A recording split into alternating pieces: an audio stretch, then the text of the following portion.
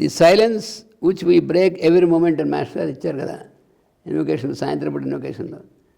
అంటే ఏంటంటే మనలో అంతర్యామిగా ఉండి పనిచేసేటువంటిది ఆ భగవంతుడి యొక్క ఇది కదా, అది ఎప్పుడు సైలెన్స్లోనే పనిచేస్తుంది. అది ఇంకా దాని ఎందుకు మనం లగ్నం అయి ఉన్నట్లయితే మన ద్వారా చాలామందికి చాలా మంచి జరుగుతుంది.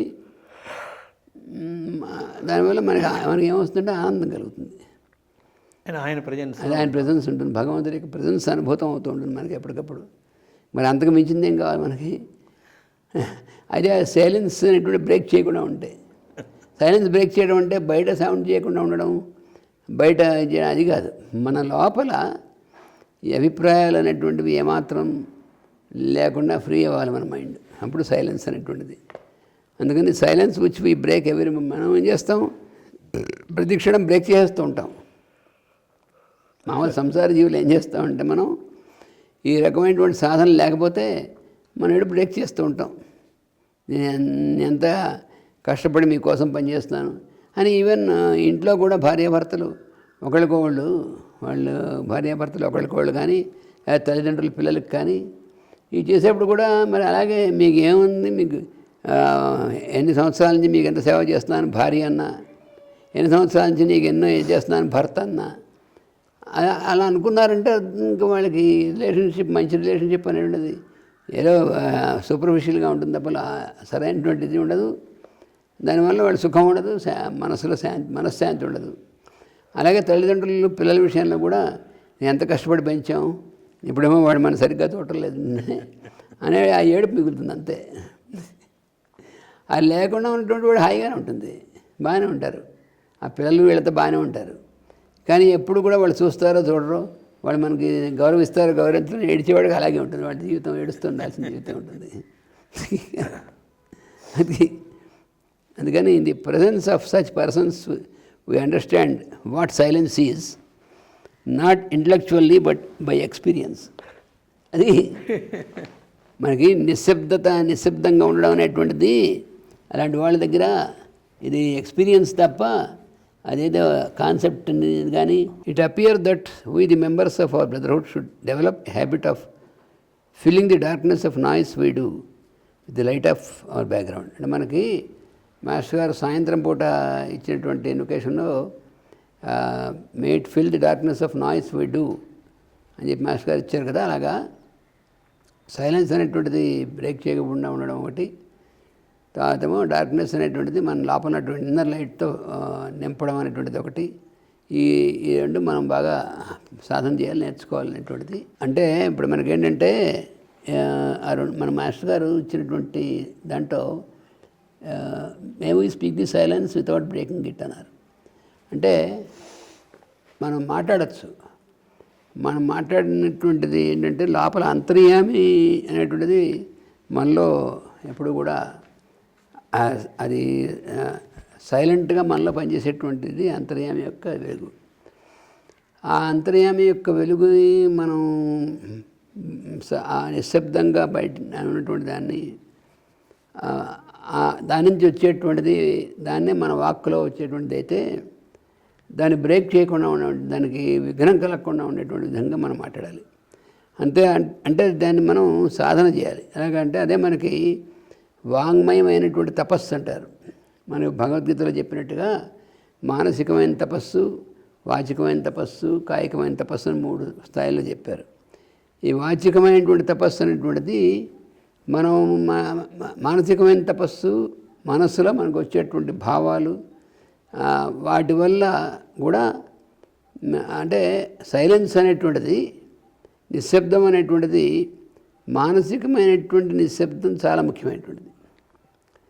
అంటే మానసికమైనటువంటి నిశ్శబ్దమైనటువంటిది కుదరకపోతే మన భౌతికంగా మనం నోరు మూసేసుకుని మాట్లాడకుండా ఉన్నప్పటికీ మౌనంగా ఉన్నాం అనుకుంటాం, కానీ దానివల్ల ఒరిగేది లేకపోయే ప్రమాదం కూడా.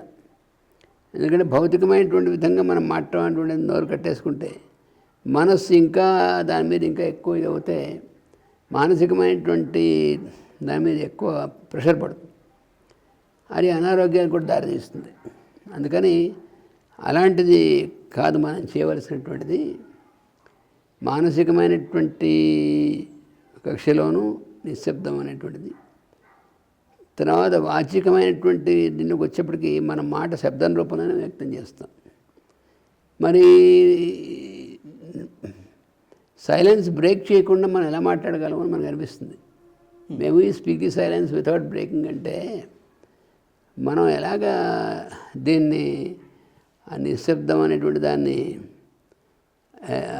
మనం శబ్దం చేస్తూ నిశ్శబ్దాన్ని బ్రేక్ చేయకూడదంటే ఎట్లా అని.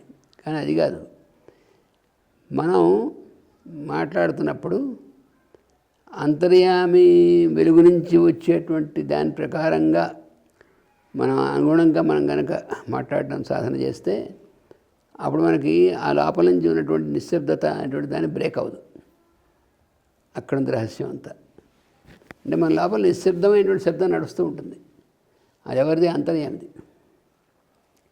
మనం మాట్లాడేటువంటి మాటలు కనుక అంతర్యామి అనేటువంటిది మనం మర్చిపోయి మనం వ్యక్తులతో మాట్లాడుతున్నాం అనేటువంటిది మాత్రమే మనకి ఉండి మాట్లాడుతున్నప్పుడు ఆ అంతర్యామి నుంచి వచ్చేటువంటి నిశ్శబ్ద శబ్దం అనేటువంటి దానికి అంతరాయం కలుగుతుంది అన్నమాట. అందుకని మేము స్పీక్ ది సైలెన్స్ అంటే మనం ఆ నిశ్శబ్దం అనేటువంటి దాన్ని డిస్టర్బ్ చేయకుండా మనం నా ఉచ్చరించే నాదము, నేను ఉచ్చరించేటువంటిది నాదం అసలు అది. ఎందుకంటే ఆ నాదం అనేటువంటిది ఉంటేనే మన ఉచ్చారణ బయటకు వస్తుంది. అందుకని మనలో అది నిశ్శబ్దంగానే జరుగుతూ ఉంటుంది. అందుకని అటువంటిది దాన్ని బ్రేక్ చేయడం అనేటువంటిది ఎప్పుడు కూడా మనం చేయకూడదు అని అది మనం ఆ ఇన్వొకేషన్లో may we speak the silence without breaking it. అంటే మాట్లాడినా ఏం చేస్తున్నా వాడికి ఆరాధనగా ఎదుటి వాళ్ళలో చేయటం అనేది చేస్తే అది బ్రేక్ కిందకి రాదు. బ్రేక్ కిందకి రాదు. అది మనం సాధన చేయాలి. అది మనకు మెంటల్ స్పీచ్ మానసికంగా మనకు వచ్చేటువంటి భావాల్లోనూ సాధన చేయాలి, మనకి వాచికంగా మనం మాట్లాడేటువంటి దానిలో కూడా అది సాధన చేయాలి. ఎప్పుడు వాడి సాన్నిధ్యంలో మనం ఉండడం జరుగుతుంది, అప్పుడు అది బ్రేక్ కిందకి రాదు. అది బ్రేక్ కిందకి రాదనమాట. ఎదురుగా వ్యక్తుల్ని చూడకుండా ఆయన్ని చూసే ప్రవర్తన. ఎందుకంటే మనం వ్యక్తులను చూసి వాళ్ళతో మాట్లాడుతుంటే మనలోనూ వాళ్ళలోనూ ఉన్నటువంటి రాగద్వేషాలు ఇవన్నీ చెలరేగుతాయి. అప్పుడు సైలెన్స్ అనేటువంటిది బ్రేక్ అయిపోతుంది. అందుకని అలా చేయకుండా ఉండాలనేటువంటిది అది అనమాట. అలాగే మనం డార్క్నెస్ అనేటువంటిది మనలో ఉన్నటువంటి అజ్ఞానం అనేటువంటి చీకటిని దాన్ని ఏంటంటే పైగా మనం చేసేటువంటి నాయిస్ అంటే మన 2 రకాలు. మాస్టర్ గారు ఏం చెప్పారంటే వాయిస్, నాయిస్. వాయిస్ అనేటువంటిది మన శబ్దం, ఉచ్చారణలో వచ్చేటువంటి శబ్దం. నాయిస్ అనేటువంటిది ఆ శబ్దమే కానీ అపశబ్దంగా వచ్చేటువంటిది అనమాట. అందుకని దానికి దీనికి తేడా ఉందండి. Conscious sound is voice. ఆ కాన్షియస్నెస్ లేకుండా ఉరికినే మాట్లాడేటువంటిది నాయిస్ అవుతుంది, శబ్ద శవాలు. అది మాస్టర్ గారు చెప్పినటువంటిది. అందుకని మనం ఏం చేయాలంటే మనం darkness of noise we do మనం చేసేటువంటి దాన్ని ఏం చేయాలంటే దాన్ని మనలో ఉన్నటువంటి with the light of our background, మనలో లోపల ఉన్నటువంటి లైట్ ఏదైతే అంతర్యామి వెలుగు ఏదైతే ఉందో దాంతో ఫిల్ చేస్తే డార్క్నెస్ ఉండదు. అంటే ఎలాగైతే లైట్ వేస్తే చీకటి ఉండదో అలా అంతర్యామి యొక్క వెలుగుతో నింపినట్టయితే మనకి ఇప్పుడు ఈ అజ్ఞానం అనేటువంటి చీకటి తొలగిపోతుంది. అది మాస్టర్ గారు మనకి ఇచ్చినటువంటి education. Useful speech is voice. అది కూడా ఏంటంటే వాయిస్ అనేటువంటిది ఏంటంటే ఎప్పుడు కూడా పనికొచ్చేటువంటి మాటలు మాట్లాడితే అది వాయిస్ అవుతుంది. ఎందుకంటే కాన్షియస్ దీని నుంచి వస్తుంది. అది all other speech is noise. పనికిరానటువంటి మాటలు మనం ఏం మాట్లాడంతా నాయిస్ అవుతుంది. అది ఇందాక ఇచ్చిన స్టేట్మెంట్ మాస్టర్ గారు ఇచ్చిన చెప్పండి. కాన్షియస్నెస్ కాన్షియస్ సౌండ్ అంటే speech with consciousness is voice, speech without consciousness is noise. అందుకని all other speech is noise. Let us learn to make less noise. ముందు పూర్తిగా సైలెన్స్ అనేటువంటి ఒకేసారి కుదరపోయినా మెల్లిగా ఈ నాయిస్ అనేటువంటి తగ్గించుకుంటూ వాళ్ళు తగ్గిపోతూ వస్తుండాలి నెమ్మదిగా. వస్తూ ఉంటే అప్పుడు ఫైనల్గా మనం మేము స్పీక్ ది సైలెన్స్ అనేటువంటి స్టేజ్కి మనం రీచ్ అవుతాం. అందుకని let us learn to make less noise అని ఎగ్జాంపుల్ ఇచ్చారు. బ్రదర్స్ లైక్ ఏఎల్ఎన్ అంటే ఏఎల్ఎన్ రావు గారు, తర్వాత పీకేఆర్ అంటే పి కామేశ్వరరావు, కర్పూర్ కామేశ్వరరావు ఉండేవారు ఆయన. Outstanding examples of all of us. అంటే ఏఎల్ఎన్ రావు గారు ఆయన ఎంతో విజ్ఞానం అనేటువంటిది అవన్నీ ఆయన బాగా శాస్త్రం అని చదివి ఎంతో విజ్ఞానం అనేటువంటిది చేశారు. కానీ ఆయన ఎప్పుడు మాస్టర్ గారి యొక్క స్మరణ, దాదా గురువు సమర్పణ ఇవన్నీ వల్ల ఉంటుంది తప్ప తనలో ఉన్నటువంటి విజ్ఞానాన్ని అంతటినీ చేయాలి, లేకపోతే ఇంత విజ్ఞానాన్ని ఆయన చేశాను అనేటువంటిది అలాంటి అభిప్రాయాలు లేకుండా ఉండడం వల్ల సైలెన్స్ అనేటువంటిది.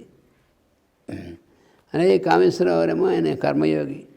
ఆయన ఇప్పుడు మాస్టర్ గారు చెప్పినటువంటి సేవా కార్యక్రమాల్లో పూర్తిగా నిమగ్నమై ఆ గురు పూజలు కానీ ఎక్కడైనా సరే ఆ సేవ అనేటువంటి చేయడం చేసుకోవడం తప్ప మిగతా వాటి గురించి తన సేవ గురించి మాట్లాడడం కానీ మిగతా చేయడం కానీ ఆయన చేయకుండా చేస్తూ ఉన్నాం. Let us also remember that silence is not only vocal but also mental. మనం చెప్పుకున్నాం కదా, మానసికమైనటువంటి నిశ్శబ్దం లేకపోతే అది లేకుండా కేవలం భౌతికమైన నిశ్శబ్దం వల్ల ఇబ్బంది వస్తుంది. Let us start the vocal plane and ascend to the other planes. అది అంటే మనం భౌతికమైనటువంటి కక్ష నుంచి వాచికమైనటువంటి కక్షలోకి మనం ఎదగాలి. మన సాధన అనేటువంటిది అంటే ముందు మనం గ్రౌండ్ లెవెల్లో ఉంటాం, భూమి మీద ఉంటాం కదా. అందుకని ఇక్కడ మనం శరీరంలో ఉన్నటువంటి భాగాన్ని ఉపయోగించి సేవ, 10 మందికి మనకు వచ్చేటువంటి పని సేవ చేయడం అనేటువంటిది దీనికి అవసరం. అది భౌతికమైనటువంటి కాయికమైనటువంటి తపస్సు. కృష్ణుడు చెప్పింది కూడా అదే. పెద్దలను సేవించడం, పెద్దలను గౌరవం చేయడం అవన్నీ కొన్ని చెప్పాడు. అవన్నీ మనం కాయికమైనటువంటి తపస్సు కింద వస్తాయి. గురువు శౌచం, ఆర్జం ఇవన్నీ కూడా అవన్నీ. ఆ తర్వాత వాచికమైనటువంటి తపస్సు అనేటువంటిది అది ఎవరికి కూడా ఇబ్బంది కలగకుండా అనుద్వేగకరం వాక్యం చెప్పాడు. అవన్నీ కూడా సత్యమే మాట్లాడడం, అవతలకు ఉద్వేగం కలిగకుండా మాట్లాడడం, ఇవన్నీ ప్రాక్టీస్ చేస్తుంటే వాచికమైన తపస్సు అవుతుంది. ఇంకా పైన ఉన్నటువంటిది మానసికమైనటువంటి కక్షలు ఎవరి యందు ఏ రకమైనటువంటి మనఃప్రసాదం, సౌమ్యత్వం, మౌనం, ఎంత ఆత్మనిగ్రహం ఇవన్నీ కూడా మానసికమైనటువంటి తపస్సు సంబంధించినటువంటిది. అందుకని అలాగ మనం క్రమంగా పైకి మెట్లెక్కినట్టుగా ఈ భౌతికమైనటువంటి దీని నుంచి వాచికం, పైన మానసికమైనటువంటి దానికి మనం ఎదగడం, పైకి ఇంకా పైకి వెళ్ళడం అనేటువంటిది అది మన సాధన అనేటువంటిది.